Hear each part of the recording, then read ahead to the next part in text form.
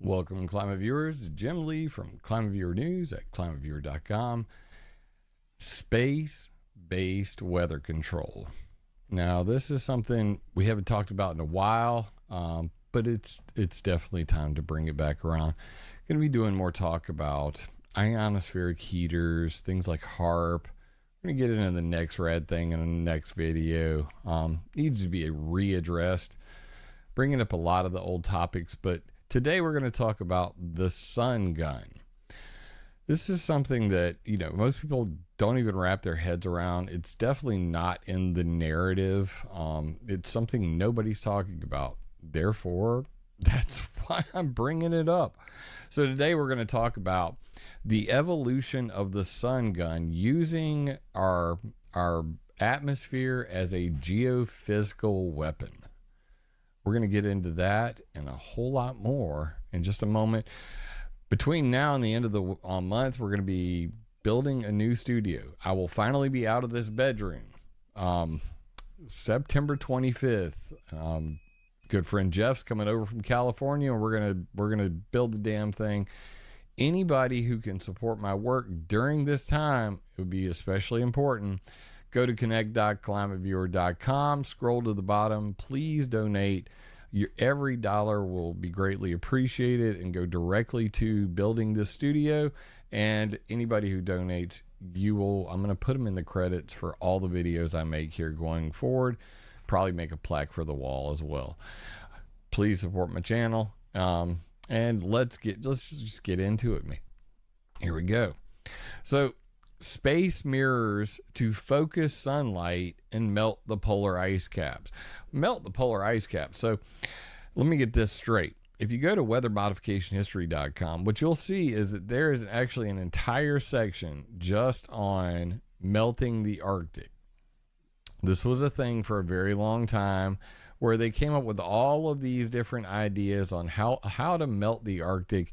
And this may actually inform your online browsing whenever you see things like Trump talking about taking over Greenland, and Russia and Putin and Trump talking about making deals over fracking the Arctic. It's a thing. So that's where all of this kind of comes from. But Herman Oberth, he proposed this idea of what was called the burning glass. Now, the burning glass was this idea. It came from a book that he wrote called The Problems of Space Travel, the Rocket Motor. And it goes back further, but, this was in a book where it actually says Herman Nordung. But regardless, this is the original, the book itself. And in the section right before it, it says a giant floating mirror in space. So this is the basis of what you're going to see is some absolutely crazy crap.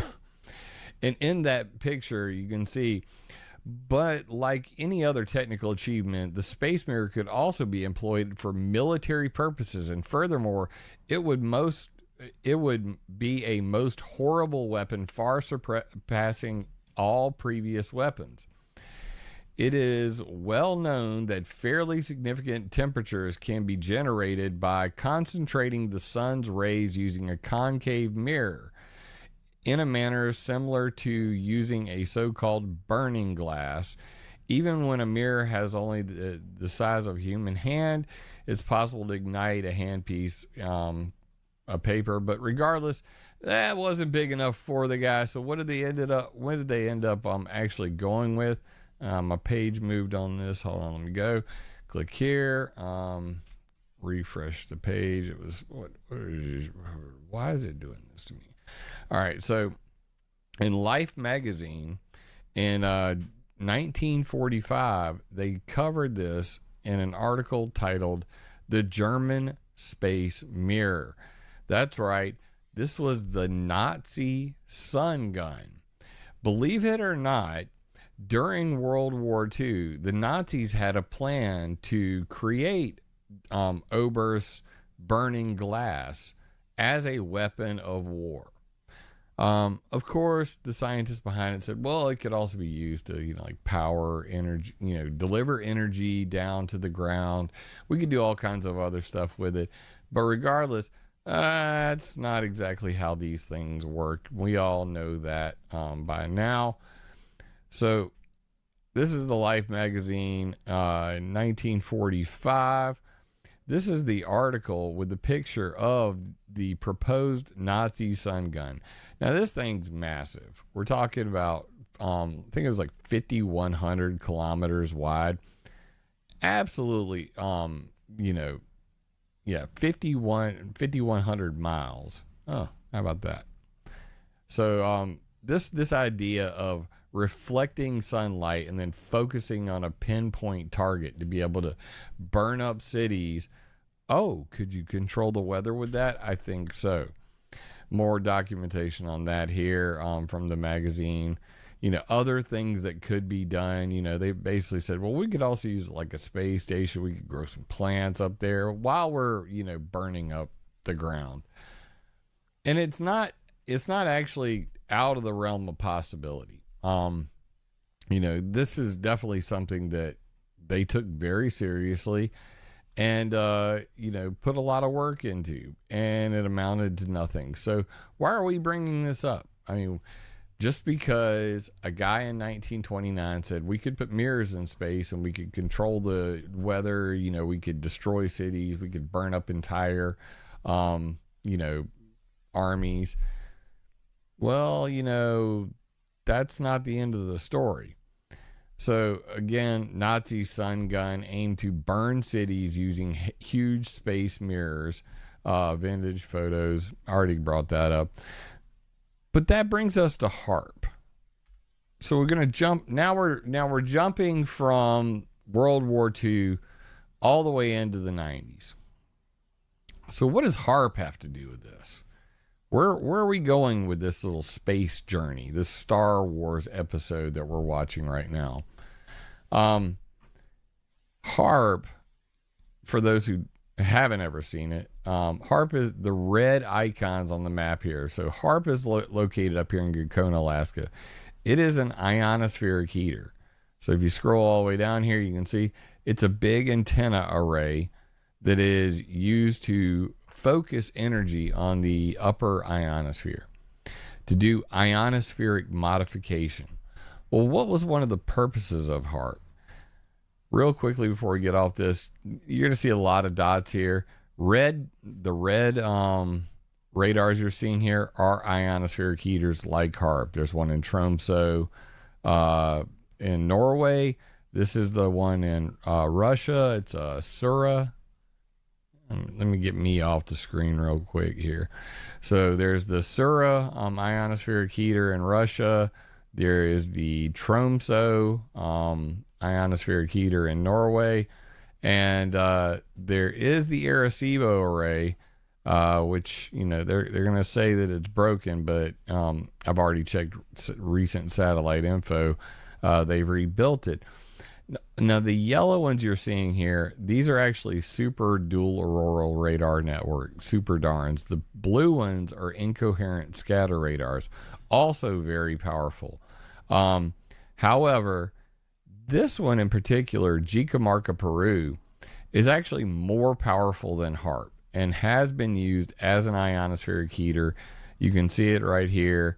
We zoom down to the ground. We can look at it ourselves. That is a very big antenna array.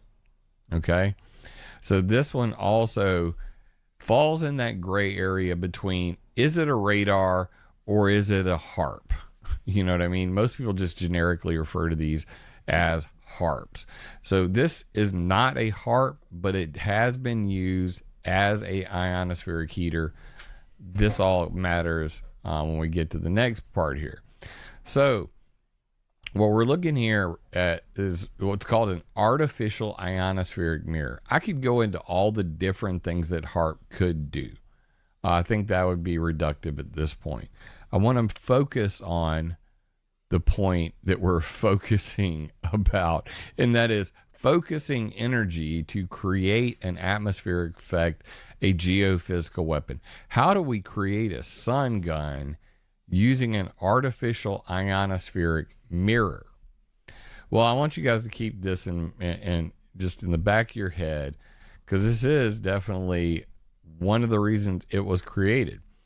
Peter Cohort, current assignee, BAE Systems. This is going to matter later. So this patent for the artificial ionospheric mirror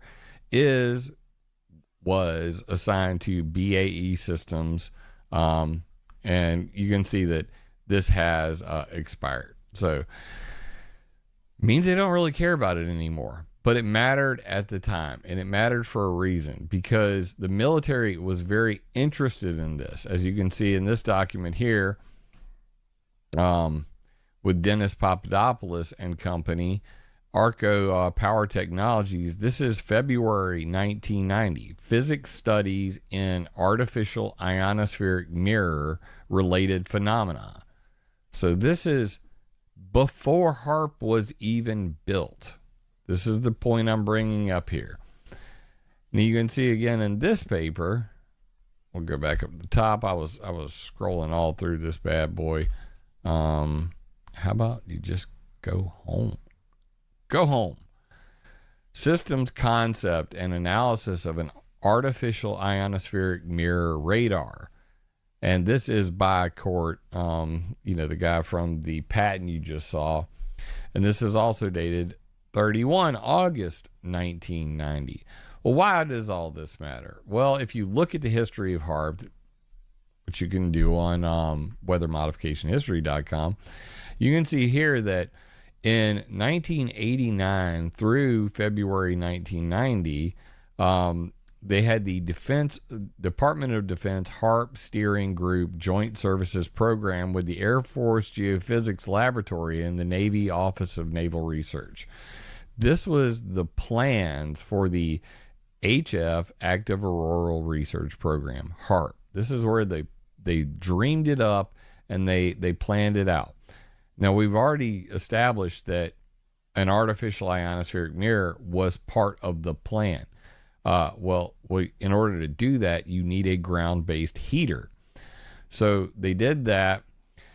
In 1999, the HAARP facility was operational, but only a portion of it. As you can see in the picture right here, only 1/4 of the ionospheric research instrument, the IRI, the antennas at HAARP, were even functional.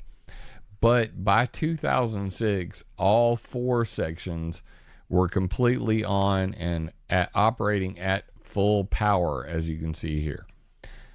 By 2012, HAARP creates the densest artificial plasma cloud in history. They did it for approximately an hour. Photos of that ionospheric cloud mirror explosion in space. Controlled explosion in space. Think that. That was in 2012.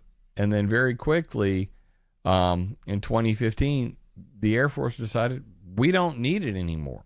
Why?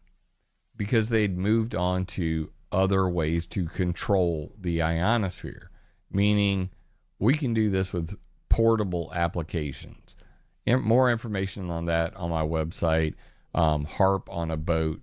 If you want to come back here to the space weather modification page, this is available right here at the top. You go into frequently asked questions pages, go to space weather modification. All these details I'm talking to you about right now will be on my Substack. So again, you can go over to connect.climateviewer.com, subscribe to the Substack newsletter. I will be putting all the details from this video there. But as you can see here, I wrote this back in 2014, and this is right before they actually sold HAARP, that HAARP on a Boat, ionospheric heaters go mobile. So they don't need them anymore, kind of an important fact, and that's why they sold the military leased HAARP to the University of Alaska Fairbanks. And they've been, basically renting it out ever since. So anybody who's working up at HAARP now, they're doing that with with that sort of thing. But what did they learn from this? What did they gather from their experiments at HAARP? Well, they realized that if we can create an ionospheric mirror, then we can create a laser developed atmospheric lens. Essentially the exact same technology. Okay? So BAE Systems actually put a promo video out about this, and I wrote about this in 2017, that most people don't know about. Directed energy atmospheric lens could revolutionize future battlefields. Now, when they propose this, they basically say in the videos, and down here, the laser developed atmospheric lens could assist us with spy technology through something called the Kerr effect. We won't get too into the science part of it, but basically the Kerr effect is a phenomenon in which the refractive index of a material is changes due to the applied electric field and optical density, causing it to become birefringent. We could get real nerdy real quick. We're not going to do that. Details for all my nerds will be available on the Substack. So BAE Systems, puts this out, makes a YouTube video, and of course, The Sun covers this. The future of spying. Earth's atmosphere can be turned into a massive surveillance system using lasers, scientists discover. However, if you actually watch the video that they have provided, and this is literally freaking 8 years ago, here's the video, and I'm just going to let this video play, and we'll just not play the audio because Lord knows they'll probably copyright claim me. Years from now, current surveillance methods will need to be enhanced. Adversaries will use advanced anti-aircraft weapons to prevent surveillance. Oh, yeah. Oh, look at this dude. He's in like Space Force One, headquarters, got the little headgear on. Our aircraft could use a laser developed atmospheric lens to observe adversaries from a long distance. And here they're using the laser to do the exact same thing that HAARP was doing. They are creating an artificially ionized patch in the atmosphere to create the same effect that HAARP did with the artificial ionospheric mirror, except this time they're calling it an atmospheric lens. Why is this important? We'll take a look at this. High-powered pulse lasers can use the lens to magnify the ground. Oh, so it's a magnifying lens, atmospheric lens operational. And now he can see the ground. The point I'm trying to make here, guys, should be readily apparent at this point. That if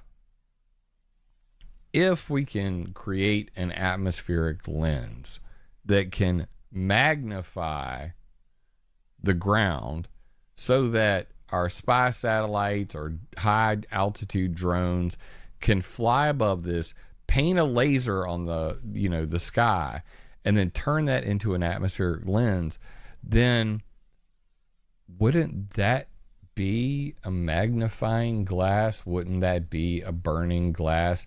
Wouldn't this atmospheric lens have the same effect that this burning glass that Hermann Oberth planned? The same effect that the Nazi sun gun was hoping to achieve? That simply by painting a plasma pattern on the upper ionosphere, you can change that structure to create an atmospheric lens. If you can do that, then all you have to do is get out of the way and let the sun do all the rest of the work. Now, of course, BAE Systems says that, well, this technology is 50 years away. I do not believe that for 1 second. If they're telling you about it now, that means that it probably is already operational. That's generally the way these things go. They're not going to go tell you about their B-2 bomber until, you know, their X-47, you know, fighters. Anything that you know, like the SR-71 program, just look at the history of any military technology. It usually takes decades before we find out that we had stuff. So BAE Systems, who had the patent for an artificial ionospheric mirror before HARP was even designed, also has now taken that same technology, now that the military's done testing at the HARP facility. They've rented it to the University of Alaska Fairbanks because they don't need it anymore. And now they're talking about, well, we could use lasers to do the exact same thing from space, create lenses burning glass to focus the energy of the sun. But they don't say that part. They say, we're just going to create a big magnifying glass so that we can look through it and spy at the ground. The video goes one step further. For anybody who's heard about Donald Trump recently talking about building a golden dome over America, similar to the Iron Dome in Israel. This golden dome would be the evolution, the completion of what Ronald Reagan called the Strategic Defense Initiative, or the Star Wars program. That's why I'm wearing a Yoda shirt today. But Ronald Reagan's Star Wars program, you know, never saw fruition because they just, you know, too expensive. How the hell are we going to pull it off? We have all that technology today. Starlink, Elon Musk's Starlink, is also Star Shield. Star Shield is the DoD side of that equation. So when you start to think about space in a whole new light, that it is being weaponized, that Trump is talking about this golden dome over America. Now let's go back to the video from 2017 and watch the next part, just as an aside. The atmospheric lens could also function as a deflector shield to defend from such attacks. So ground-based lasers that are trying to take out our satellites could be blocked. And how would they do that? Wait for it. By creating an artificial ionospheric mirror. And there is the mirror shield. Oh, don't believe it's a mirror? They don't say it in the video, but how else would that fry the laser on the ground?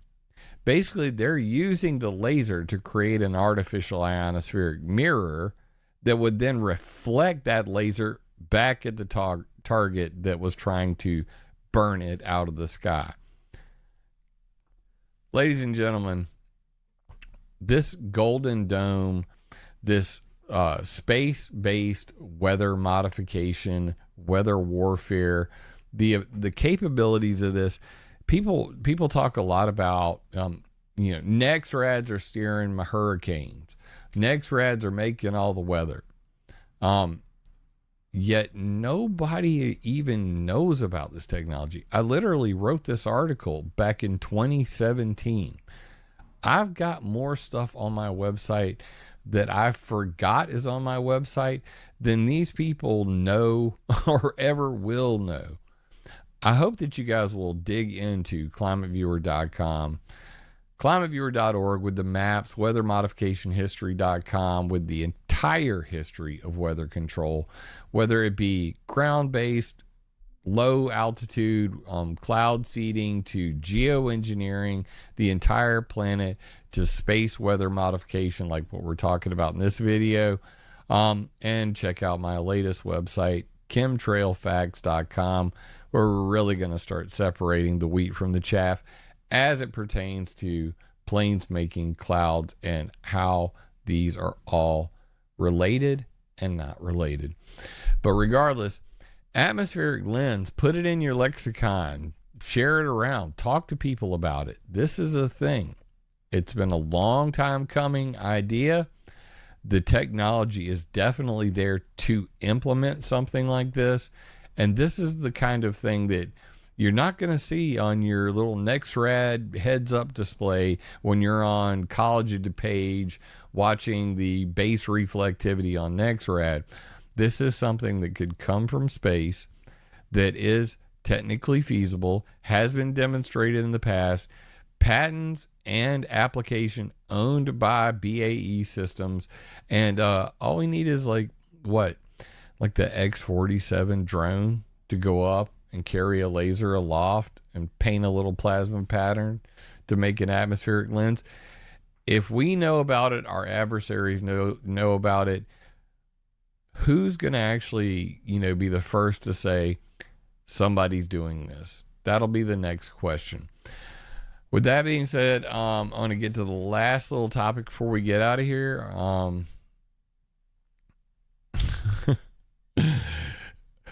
I always love it when we get a nice flat earth. By the way, everybody, this guy's a shill and half space is fake AF. Danny, I'm going to pray for you. As we say in the South, bless your heart. Good Lord. But yeah, I'm going to have some more links and details for you guys on that giant lens in the sky. This is from the Royal Aeronautical Society. And, in a later video, we'll get more into this about EMF and how it affects weather. People are so focused on HAARP controlling the weather through its direct emissions, don't understand the difference between non-ionizing radiation and ionizing radiation, what the frequencies are, what the wavelengths are, and what they actually look like. We'll get into that at another time. I'm going to put that in the article. Atmospheric thermal lensing in laser resonators, 1995. 1995, guys. This has been a long time coming. The only new news here is you haven't heard about it because nobody's talking about it. And the last point I'd like to make is that if you guys haven't seen it, Where Has Our Blue Sky Gone by Stella Q, Bettina Engler, and Dan Fournier. Dan's on Substack. Bettina Engler is at geoengineeringfreecanada.com. And Stella has a brand new website available right now that you guys can come purchase our Chemtrails for Children book, one that will actually educate them on all of the facts, not just some of the facts, not my version of the facts, not your version of the facts. John, shut up, bro. But if you want great, how's the likeness on this? What do you guys think? Is this me? Is this doing it for you? That me? I'm just curious. Anyway, I'm Uncle Jim rocking the Commodore 64 in the book, and they had to just really troll me hard, and that's Pilot Jim is Uncle Jim in the book, who teaches his younger sibling about cirrus clouds, CIRRUS. Great book, absolutely fun to read, and educational too. I think that a lot of adults actually could learn a lot from this book. So it's not just for kids. There's a lot of people that don't understand some of the very basic stuff that's in this book. But again, that's available at, that's not the button. That's available at Stella Q, all one word, stellaQ.com.au. I'm going to drop that guy in chat for you guys real quick. There you go. And, the book is literally at price. So I'm not making anything from this. Two of the three people who made this book are admins in my Telegram chat. If you'd like to come meet them, you can go to connect.climateviewer.com. Again, The link will be available on there for the Telegram chat. And you can come meet Stella and Bettina and tell them what you think. But please share that around. Brand new website. We just got it up for Stella. And you can directly buy it from there. It's got a link to lulu.com. And I believe it's only, I think it's like $16. Yeah. See, I mean, you can't beat it. It's extremely cheap. And people want this kind of information. So you're not going to get a cheaper book and a much higher quality children's book, especially. Every page in this book has got drawings in it, and all of the drawings were by Stella. I mean, it's a phenomenally good children's book. You can't get much better than this. I'm absolutely flattered that they, poked me in the ribs a little bit and made me a pilot in the book. But God bless you to Stella, Bettina, and Dan, and everybody else who helped out with this, Ed and Jeff. And that brings us to the end of this. So atmospheric lenses. Where has our blue sky gone? Children's book for people wanting to understand what's going on overhead.